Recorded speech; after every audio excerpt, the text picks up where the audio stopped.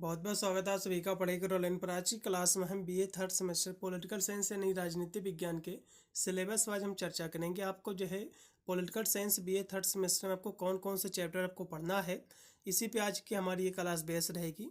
इसमें टोटल आपके जो है 8 आपके यूनिट हैं, 8 आपके चैप्टर हैं जो कि आपको पढ़ना है। मैं आपको साथ में ये भी बताता चलूँगा कि कौन कौन से क्वेश्चन आपके ऐसे हैं जो कि एग्जाम में हर साल रिपीट होते हैं, जो कि रिपीटेड क्वेश्चन आपके जो होते हैं वो भी मैं आपको बताता चल रहा हूँ। मैंने आपके इसी प्रकार के ऑल सब्जेक्ट का सिलेबस में जो है कंप्लीट कर रहा हूँ। इसके बाद सारी में चैप्टर क्लासें भी हमारी आ रही हैं एक एक करके।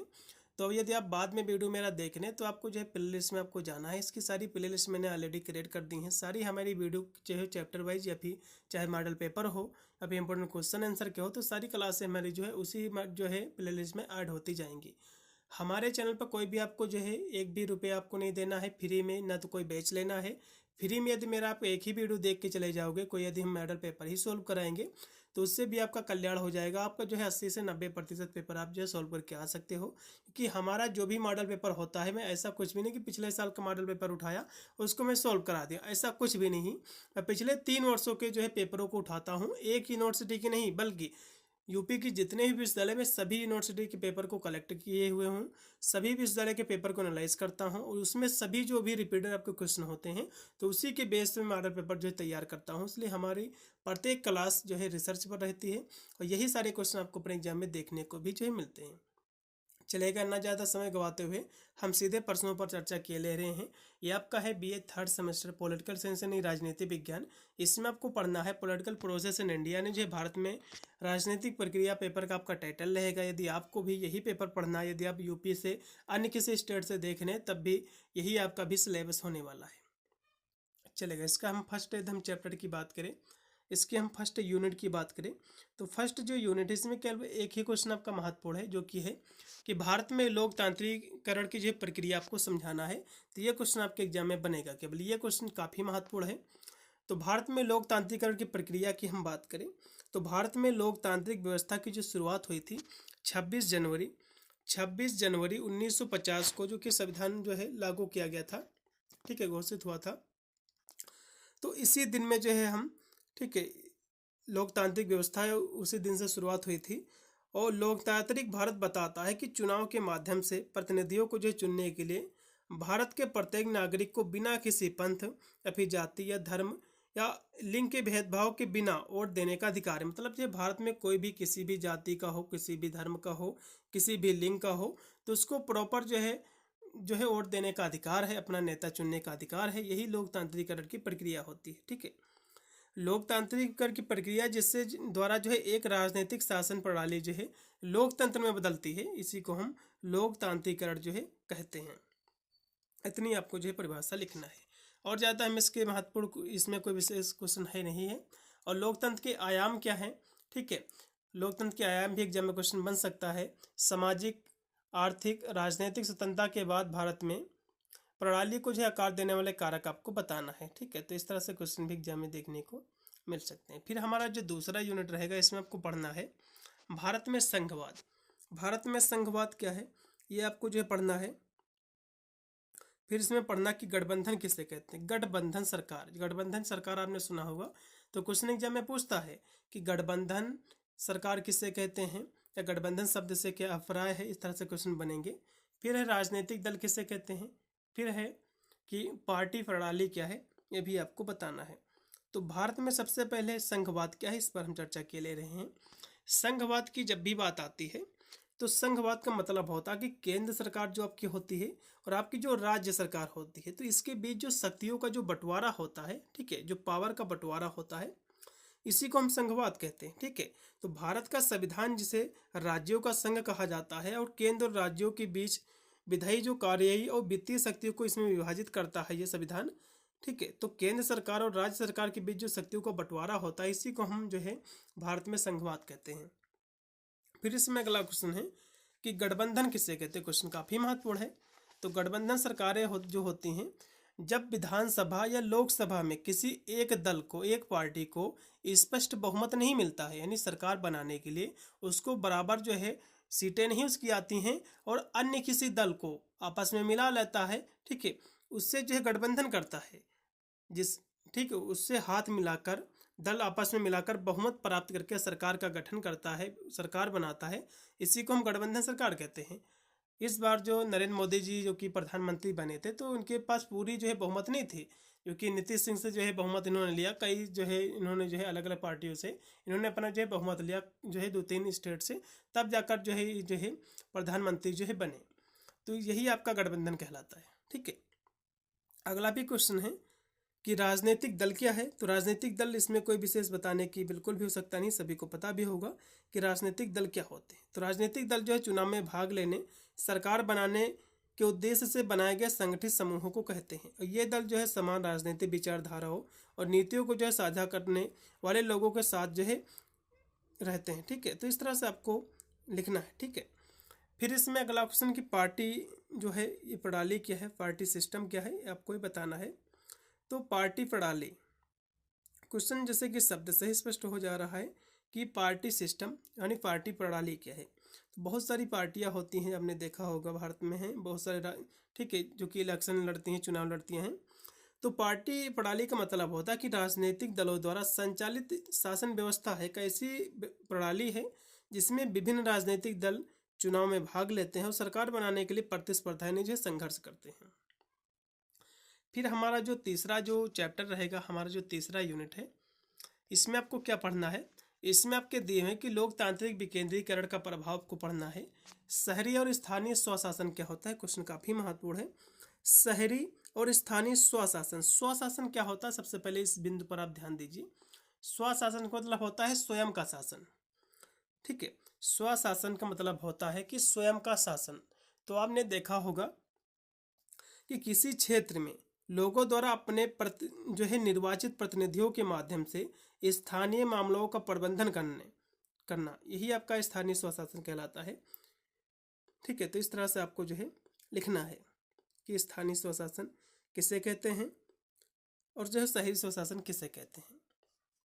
तो हमने देखा होगा शहरी स्वशासन जो होता है, तो इसमें चेयरमैनी का जो है चुनाव होता है, और आपका जो यहाँ से जो ग्रामीण होता है, तो यहाँ से पंचायत का जो है चुनाव होता है, जो प्रधान होता है, गांव की साफ सफाई, जैसे कि सड़कों का जो है मरम्मत करवाना, तो ये सब चीज़ें कार्य होते हैं। उसी प्रकार शहरों में चेयरमैन होता है, ठीक है, कस्बा वगैरह में। तो इस तरह से आपको जो है यही आपका इसमें दिया हुआ है।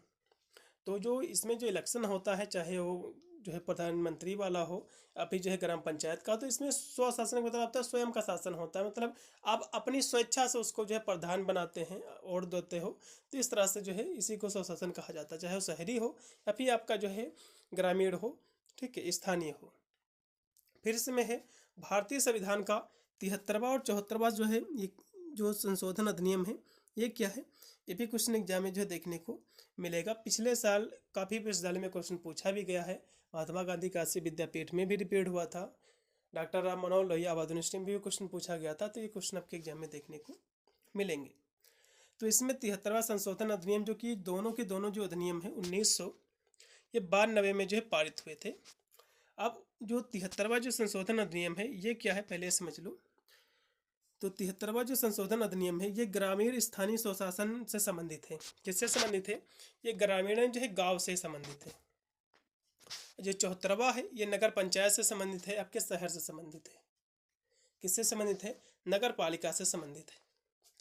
ठीक है, अब हम अगले यदि हम चैप्टर की बात करें, जो कि हमारा चौथा चैप्टर है, इसमें आपको क्या क्या पढ़ना है। तो इसमें कि दबाव समूह किसे कहते हैं, क्वेश्चन काफ़ी महत्वपूर्ण है, आपके एग्जाम में क्वेश्चन बनेगा।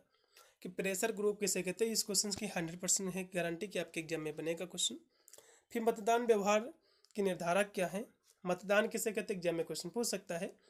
जाति और राजनीति ये क्या है, चुनावी सुधारों की आवश्यकता क्या है, चुनावी सुधारों की आवश्यकता आपको एग्जाम में क्वेश्चन पूछ सकता है कि चुनाव सुधार की आवश्यकता क्यों है, और अलगाव क्या है, समायोजन की राजनीति, ये सब क्या है, आपके एग्जाम में क्वेश्चन बन सकते हैं। तो सबसे पहले दबाव समूह क्या है, प्रेशर ग्रुप क्या है, तो इसके बारे में हम थोड़ा सा यहाँ से बहुत ही संक्षेप में हम आपको बताएंगे। तो जो दबाव समूह होते हैं, ऐसे लोगों का एक संगठित जो है समूह होता है, जो किसी विशेष हित या मुद्दे के लिए सरकार की नीतियों को प्रभावित करने का प्रयत्न करते हैं, प्रयास करते हैं।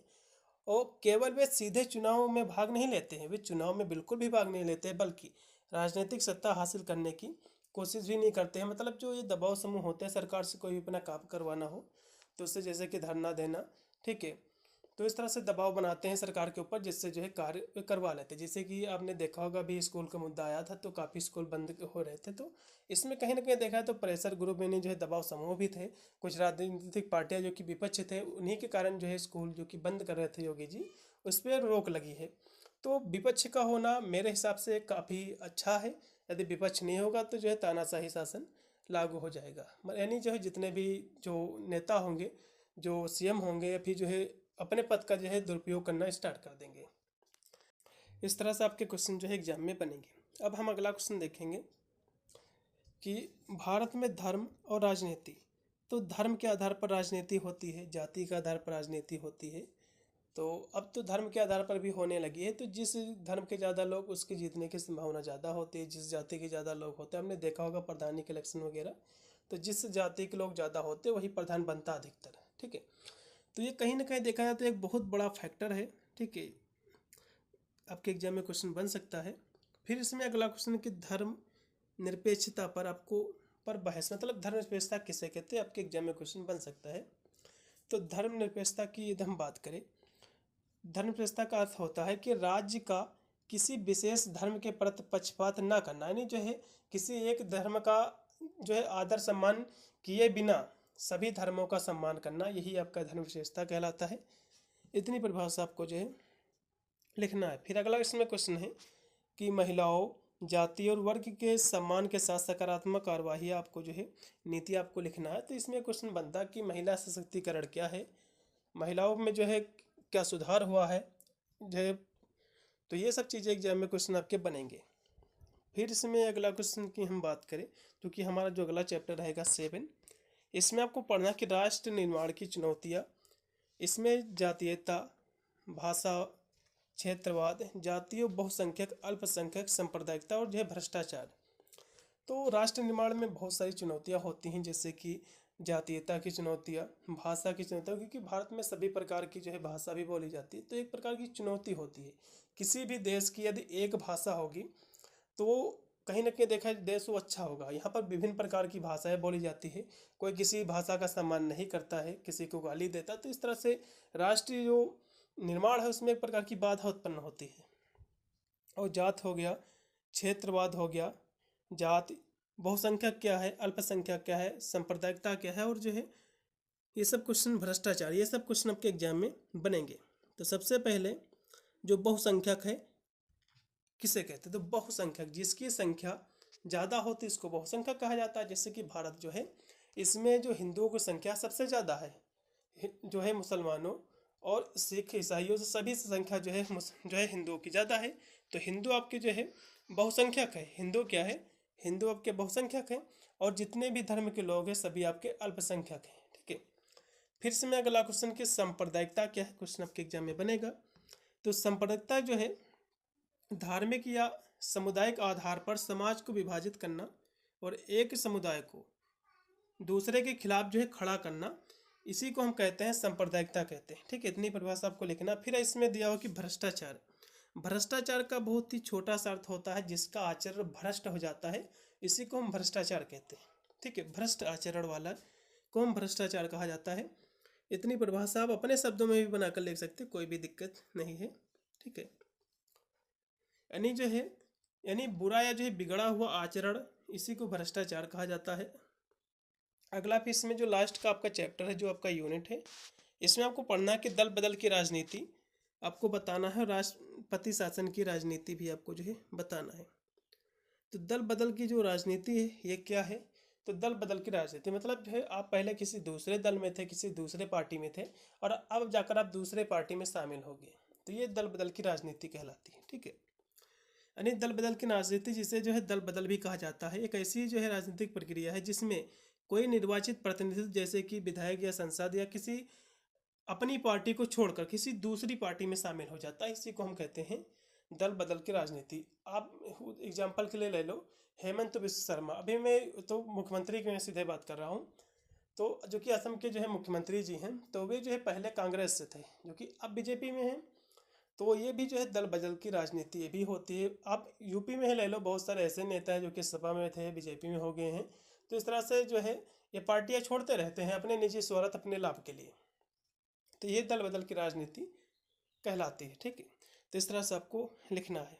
भाई इतने ही आपके चैप्टर, टोटल आपके 8 आपके चैप्टर थे, जो कितना है आपको पढ़ना है। इसकी सारी क्लासें बहुत ही शीघ्र हम चैप्टर्स भी करा रहे हैं, और मॉडल पेपर भी मैं सोल्व कराऊंगा पूरे रिसर्च के साथ। और आपके एग्जाम से एक दिन पहले हमारा इंपॉर्टेंट क्वेश्चन है, फिर जो है महासंग्राम की क्लास भी हमारी आएगी।